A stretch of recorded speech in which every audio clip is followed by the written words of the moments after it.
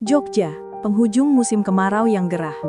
Udara kota terasa lengket, membawa sisa-sisa debu jalanan yang menempel pada segalanya. Di sebuah gang sempit, di antara labirin rumah dan warung remang-remang, berdiri kos putri 2 lantai.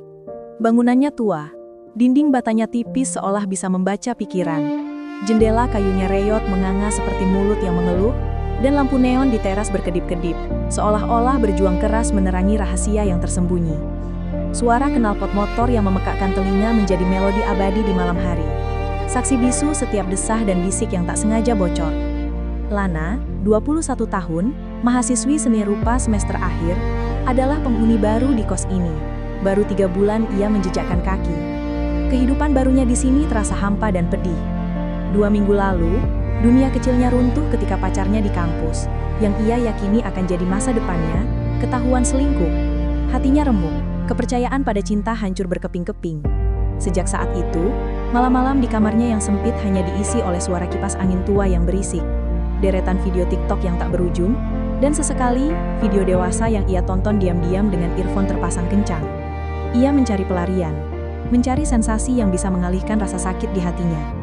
Di kamar persis di sebelahnya, dinding tipis itu juga dihuni oleh Pak Gading, pria 42 tahun, seorang pegawai BUMN yang ditempatkan di Jogja, sementara istri dan anak-anaknya setia menanti di Solo, pulang setiap akhir pekan. 2 minggu sendirian di kamar kos, membuatnya merasa gelisah, sepi yang menusuk. Botol bir bintang dingin, rokak kretek yang tak pernah lepas dari jari, dan video bokep di HP adalah satu-satunya teman yang menemaninya melewati malam-malam panjang itu.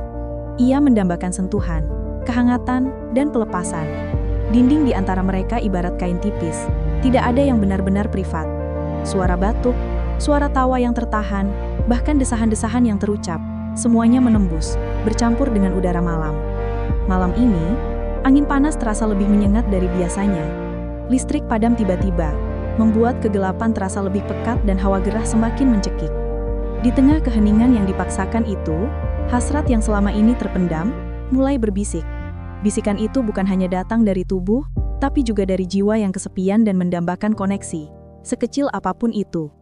Alarm pagi yang berisik selalu terasa seperti pukulan di kepala Lana. Tapi hari ini, ada desakan lapar yang tak bisa ia abaikan. Jam menunjukkan pukul 7:15. Dengan rambut masih basah setelah mandi, ia melilitkan handuk kecil di kepalanya. Kaos oblong putih yang ketat membungkus tubuh langsingnya, dipadukan dengan celana pendek denim yang lusuh. Ia berjalan ke dapur umum. Bau sabun colek yang masih menempel di kulitnya bercampur dengan aroma gurih mie instan yang akan ia masak. Begitu ia mulai mendidihkan air, pintu dapur berderit.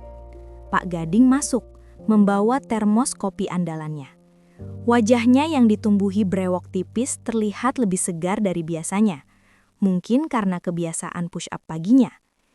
Ia mengenakan kaos singlet usang dan celana pendek, menunjukkan otot bisep yang terbentuk. "Pagi nak, mau kopi? Om seduh baru," katanya. Suaranya berat tapi hangat. Ada senyum ramah di bibirnya yang sedikit pecah. Lana sedikit terkejut, namun senyum tulus Pak Gading membuatnya merasa nyaman. "Boleh om, makasih," jawab Lana. Suaranya lembut, sedikit serak karena baru bangun. Pak Gading menuang kopi ke cangkir kecil yang sudah menunggu. Saat menyerahkan cangkir itu, jari-jarinya seolah tak sengaja menyentuh punggung tangan Lana. Sekilas, hanya sepersekian detik, namun cukup untuk membuat Lana tersentak. Sebuah getaran listrik kecil menjalari lengannya meninggalkan jejak hangat yang tak terduga. Ia mengangkat pandangannya. "Kamu kok makin cantik tiap hari ya?" goda Pak Gading pelan. Matanya menatap lekat ke dalam mata Lana. Ada kilatan nakal sekaligus tulus di sana. Lana merasakan pipinya memerah. Sebuah rasa malu yang aneh namun juga kenikmatan yang samar. "Om bisa aja, biasa aja kok." Ia tersipu, namun matanya tak lepas dari tatapan Pak Gading. Ada magnet tak terlihat yang menarik pandangan mereka, menahan mereka dalam momen itu. Mereka terlibat dalam obrolan singkat tentang cuaca Jogja yang kian panas, tugas kuliah Lana yang menumpuk, dan keluhan umum tentang AC kos yang rusak. Kata-kata yang mereka tukar terasa ringan. Namun, ada sesuatu yang lebih berat berdesir di udara. Listrik kecil yang tadi menjalari tangan Lana kini seperti mengalir di antara mereka, membangun sebuah jembatan tak terlihat dari hasrat yang terpendam. Lana merasakan jantungnya berdetak sedikit lebih cepat, sebuah tanda bahaya sekaligus ajakan. Malam tiba, lebih gerah dari yang Lana bayangkan. Kipas angin tua di kamarnya berputar mati-matian, namun hanya memindahkan udara panas yang pengap. Jam sudah menunjukkan pukul 23:10. Ia sudah mencoba menonton serial di laptop, scroll TikTok, bahkan mencoba membaca buku tugas. Tapi semua terasa sia-sia. Pikirannya melayang pada mantan pacarnya yang kini bersama orang lain, pada kesepian yang menggerogoti, pada keinginan untuk merasakan sesuatu yang lain. Tiba-tiba, gelap. Lampu neon di langit-langit berkedip sekali, lalu padam total. Gelap gulita menyelimuti kamar Lana, disusul oleh suara kipas angin yang merengek, lalu diam. Hawa panas langsung terasa makin mencekik. Ia meraih HP, menyalakan senternya. Listrik mati lagi ya? Sebuah suara serak memecah keheningan dari balik pintu. Pak Gading. Lana melangkah keluar. Pak Gading sudah berdiri di ambang pintu kamarnya, hanya mengenakan celana pendek dan kaos dalam tipis, memperlihatkan siluet tubuhnya yang tegap di tengah kegelapan. Listrik mati lagi. Mau ke kamar Om aja. Om ada lilin. Ajak Pak Gading. Suaranya terdengar lembut, namun ada nada yang lebih dalam di sana. Sebuah ajakan yang ambigu, menggoda. Lana ragu. Hanya 2 detik. Tapi dalam 2 detik itu, ribuan pikiran melintas.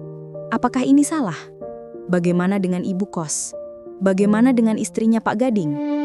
Namun di balik keraguan itu, ada bisikan yang lebih kuat. Rasakan sesuatu Lana, lepaskan kesepian ini. Ia mengangguk pelan seolah tidak bisa menolak tarikan gravitasi. Boleh Om? Kamar Pak Gading terasa berbeda. Jendela ditutup rapat, menciptakan ruang yang lebih intim. Begitu lilin dinyalakan, cahaya kuning temaram menari-nari di dinding, membuat bayangan menari seperti hantu. Lana melihat kasur besar yang berantakan dan mencium aroma khas Pak Gading, kopi yang kuat, rokok kretek yang tajam, dan sedikit bau keringat pria yang maskulin. Aroma itu entah mengapa terasa memabukkan.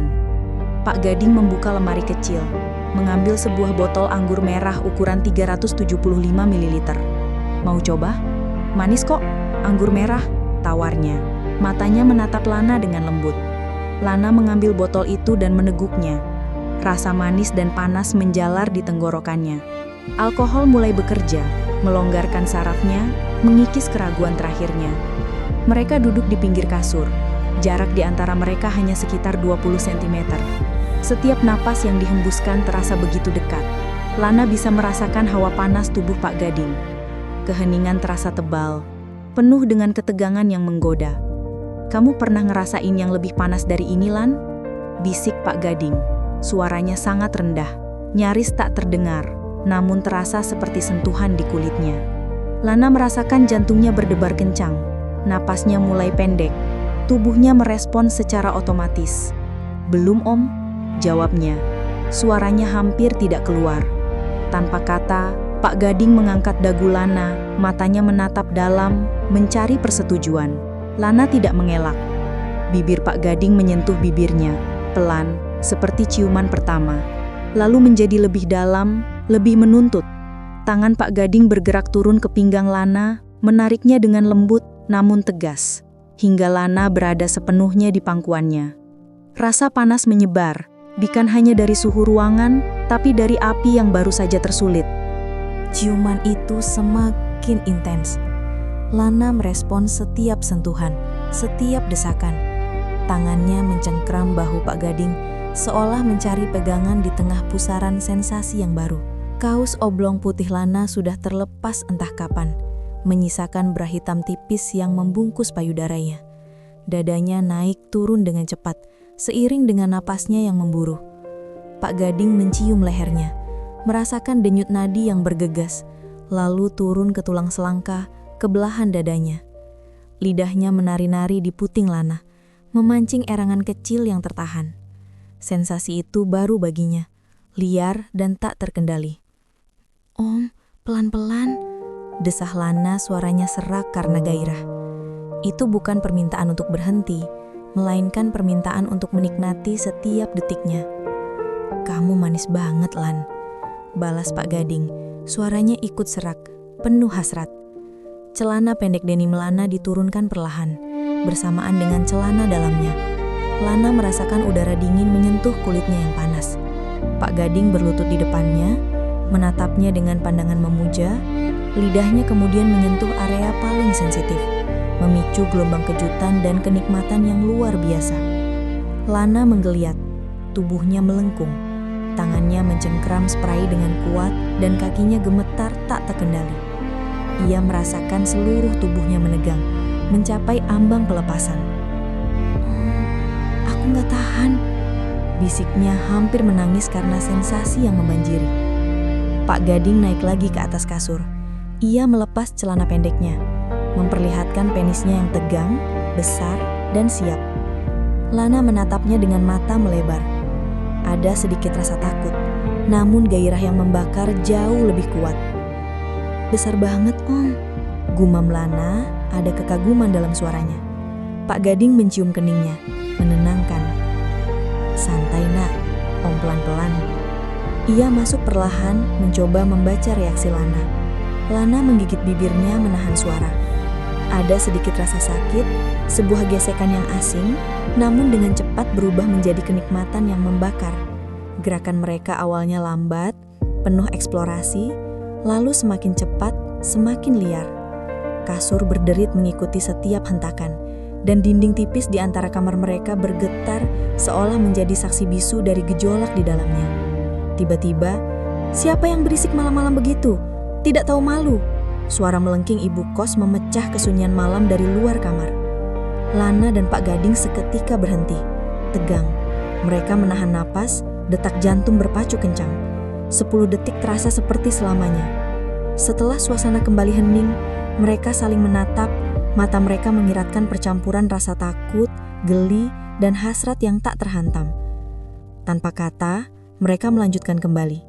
Kali ini lebih pelan, lebih dalam, lebih intim, seolah ingin merayakan pemberontakan kecil mereka terhadap dunia luar. Lana mencapai klimaks duluan. Tubuhnya mengejang, suara desahannya tertahan di bantal. Tak lama kemudian, Pak Gading ikut mencapai puncaknya mengeluarkan semua di dalam Lana, tanpa kondom. Sebuah resiko besar. Tapi pada malam itu, di bawah cahaya lilin yang menari, di tengah panasnya udara dan dinding yang bergetar, mereka berdua tidak peduli. Mereka hanya ingin merasakan koneksi, pelepasan, dan kebersamaan walaupun hanya sesaat. Ciuman itu semakin intens. Lana merespon setiap sentuhan, setiap desakan. Tangannya mencengkram bahu Pak Gading, seolah mencari pegangan di tengah pusaran sensasi yang baru. Kaos oblong putih Lana sudah terlepas entah kapan, menyisakan bra hitam tipis yang membungkus payudaranya. Dadanya naik turun dengan cepat, seiring dengan napasnya yang memburu. Pak Gading mencium lehernya, merasakan denyut nadi yang bergegas, lalu turun ke tulang selangka, ke belahan dadanya. Lidahnya menari-nari di puting Lana, memancing erangan kecil yang tertahan. Sensasi itu baru baginya, liar dan tak terkendali. "Om, pelan-pelan," desah Lana, suaranya serak karena gairah. Itu bukan permintaan untuk berhenti, melainkan permintaan untuk menikmati setiap detiknya. "Kamu manis banget, Lan," balas Pak Gading, suaranya ikut serak, penuh hasrat. Celana pendek denim Lana diturunkan perlahan, bersamaan dengan celana dalamnya. Lana merasakan udara dingin menyentuh kulitnya yang panas. Pak Gading berlutut di depannya, menatapnya dengan pandangan memuja.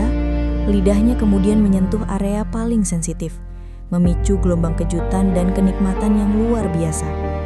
Lana menggeliat, tubuhnya melengkung, tangannya mencengkram spray dengan kuat dan kakinya gemetar tak terkendali. Ia merasakan seluruh tubuhnya menegang, mencapai ambang pelepasan. "Aku nggak tahan," bisiknya hampir menangis karena sensasi yang membanjiri. Pak Gading naik lagi ke atas kasur. Ia melepas celana pendeknya, memperlihatkan penisnya yang tegang, besar, dan siap. Lana menatapnya dengan mata melebar. Ada sedikit rasa takut, namun gairah yang membakar jauh lebih kuat. "Besar banget, Om," gumam Lana, ada kekaguman dalam suaranya. Pak Gading mencium keningnya, menenangkan. "Santai, Nak, Om pelan-pelan." Ia masuk perlahan, mencoba membaca reaksi Lana.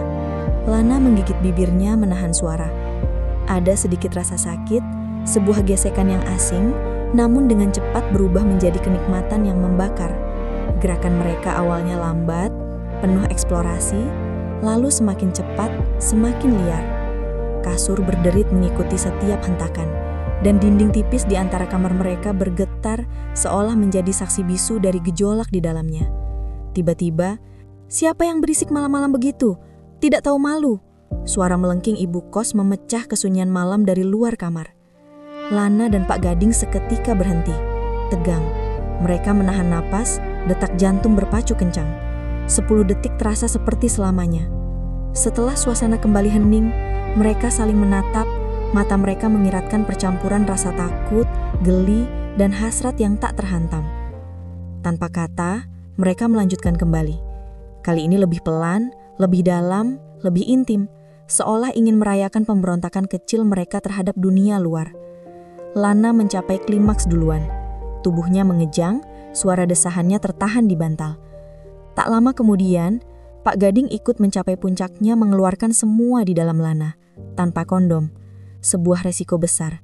Tapi pada malam itu, di bawah cahaya lilin yang menari, di tengah panasnya udara dan dinding yang bergetar, mereka berdua tidak peduli. Mereka hanya ingin merasakan koneksi, pelepasan, dan kebersamaan walaupun hanya sesaat.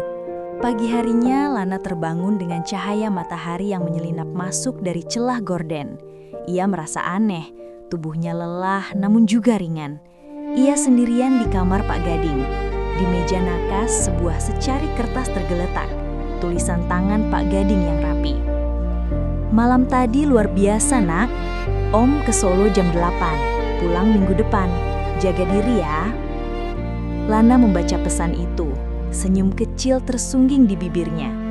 Ada perasaan puas namun juga cemas yang menusuk. Kenapa ia melakukan ini? Apa yang akan terjadi selanjutnya? Ia segera kembali ke kamarnya, mandi dan mencoba menghilangkan jejak-jejak malam yang liar itu. Ketika ia sedang mengeringkan rambut, teman kosnya, Sari, tiba-tiba masuk tanpa mengetuk. "Lan, semalam kamu di mana? Aku dengar suara aneh dari kamar Pak Gading," kata Sari. Matanya menyipit penuh selidik. Jantung Lana mencelos. Ia merasakan darahnya berdesir dingin. "Enggak kok, aku tidur pulas. Mungkin kamu salah dengar, Sar." Bohong Lana, mencoba tampil senormal mungkin, namun suaranya terdengar sedikit tegang. Sari tidak terlalu percaya, tapi tidak mendesak. Ia keluar, meninggalkan Lana dengan rasa takut yang menggerogoti. Siang harinya, saat Lana sedang membaca di jendela kamarnya, ia mendengar suara ibu kos bercerita kepada tetangga di halaman kos. "Anak-anak sekarang gak tahu malu, dinding tipis gitu kok berani. Sudah saya ingatkan berkali-kali, tapi kalau sudah gak punya urat malu ya susah," keluh ibu kos dengan nada menghakimi, yang jelas mengarah pada kejadian semalam. Lana merasakan jantungnya berdetak kencang, nyaris melompat keluar dari dadanya. Ia segera menutup jendela. Rasa malu, takut dan bersalah membanjiri dirinya. Ini tidak benar. Ini tidak bisa terus berlanjut. Seminggu terasa sangat lama bagi Lana. Ia menghabiskan hari-harinya dengan rasa gelisah. Ada rasa rindu yang aneh pada Pak Gading, namun juga ketakutan yang mendalam. Ia terus membayangkan sorot mata ibu kos, bisikan-bisikan teman kos, dan konsekuensi jika rahasia itu terbongkar. Malam minggu, Lana sedang berada di koridor kos ketika ia melihat Pak Gading pulang dari Solo, membawa oleh-oleh gudeg di tangan.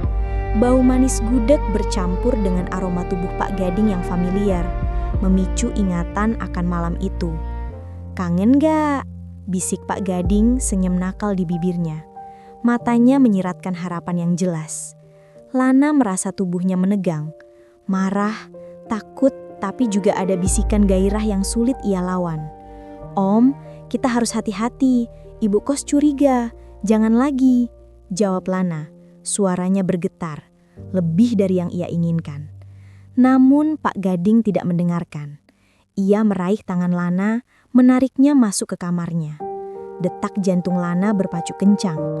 Begitu pintu terkunci, Pak Gading menatapnya dengan tatapan memohon.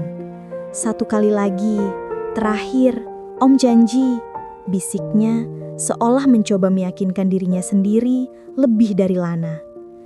Kali ini, hasrat itu meledak lebih liar. Lana merasa seperti orang yang berbeda. Ia yang mengambil kendali, menaiki Pak Gading dalam posisi showgirl. Payudaranya bergoyang seiring ritme gerakan mereka yang cepat. Pak Gading mencengkram pinggulnya, membantu mempercepat tempo, menikmati dominasi Lana yang tak terduga. Dalam kobaran gairah itu, Lana berbisik, sebuah ide yang berani. "Om, mau coba yang belakang?" Pak Gading terkejut, matanya membelalak. Ada keraguan, namun gairah yang menguasai juga membangkitkan rasa excited. "Serius?" tanyanya. Suaranya nyaris tak terdengar. Lana mengangguk, napasnya tersengal. Pak Gading meraih lotion di meja. Ia masuk perlahan. Lana menjerit kecil, merasakan sensasi baru yang menusuk, namun segera berubah menjadi keintiman yang lain. Ia memejamkan mata, membiarkan tubuhnya bergerak, meminta lebih cepat, lebih dalam. Tiba-tiba, tok tok tok, suara ketukan keras di pintu membuat mereka terpental dari kenyataan. "Pak Gading, buka pintu. Ada apa di dalam itu? Saya dengar semuanya." Suara ibu kos melengking, penuh amarah dan tuduhan. Panik, adrenalin membanjiri tubuh Lana. Pak Gading dengan sigap menarik selimut, menyembunyikan Lana di bawah kasur. Ia sendiri buru-buru memakai handuk yang terletak di lantai. Ibu kos masuk, wajahnya merah padam, matanya menyapu seisi kamar. Ia melihat Pak Gading hanya menenangkan handuk. "Mana anak kos yang tadi masuk sini? Saya jelas-jelas melihatnya," teriak ibu kos. "Nggak ada siapa-siapa, Bu. Saya tadi habis mandi. Ini sendirian kok," jawab Pak Gading, mencoba setenang mungkin, namun suaranya sedikit gemetar. Ibu kos melirik ke kolong kasur, tapi tidak terlalu jeli. Ia menghela napas kasar, masih curiga, namun akhirnya pergi setelah memberikan ancaman. Lana keluar dari bawah kasur, wajahnya pucat, pakaiannya sudah ia rapikan. Matanya berkaca-kaca, bukan karena gairah, melainkan karena rasa takut yang mendalam. "Om, kita harus berhenti. Aku takut, aku benar-benar takut," bisiknya, suaranya serak dan gemetar. Pak Gading memeluk Lana erat, mencoba menenangkan. Ada rasa bersalah di wajahnya, namun juga penyesalan yang mendalam. "Om janji, Nak, ini yang terakhir. Om minta maaf." Pagi berikutnya, udara Jogja terasa sama panasnya. Namun, hati Lana terasa lebih dingin. Ia mengemasi barang-barangnya. Setiap helaan napas terasa berat. Tas ransel di punggung, koper kecil ditarik. Ia telah memutuskan untuk pindah kos. Tidak ada lagi yang bisa ia lakukan di sini. Pak Gading berdiri di teras kos, memandang Lana menaiki ojek online. Wajahnya tampak sendu. Ada rasa kehilangan yang nyata. Tangannya terangkat, melambai pelan, sebuah salam perpisahan yang tak terucap. Lana tidak membalas lambaian tangan itu. Ia terlalu rapuh, terlalu banyak emosi yang berkecamuk di dalam dirinya. Tapi, begitu ojek melaju dan ia sudah berada di jalan raya, ia membuka HP-nya. Sebuah pesan baru dari nomor tak dikenal yang ia tahu pasti dari Pak Gading. "Kalau kangen, kabarin aja. Om selalu ada." Lana membaca pesan itu. Ada sedikit rasa hangat yang menjalar, namun dengan cepat disusul oleh rasa dingin. Ia menghapus pesan itu. Namun, entah mengapa, ia tidak bisa memblokir nomornya. Mungkin itu adalah sisa dari gairah yang tak terlukiskan, atau sisa dari koneksi singkat yang mereka bagi. Ojek melaju kencang, meninggalkan kos-kosan di belakang. Gedung tua dengan lampu neon yang masih berkedip-kedip itu semakin mengecil di kaca spion. Ada malam yang terlalu panas untuk diulang, penuh dengan bisikan rahasia dan desahan gairah. Ada rahasia yang terlalu berisik untuk disimpan, yang nyaris meledakkan dinding tipis privasi mereka. Dan ada dinding tipis yang pada akhirnya tak pernah benar-benar mampu memisahkan hasrat manusia dari kesepian. Hubungan itu berakhir, namun jejak emosionalnya akan selalu tertinggal.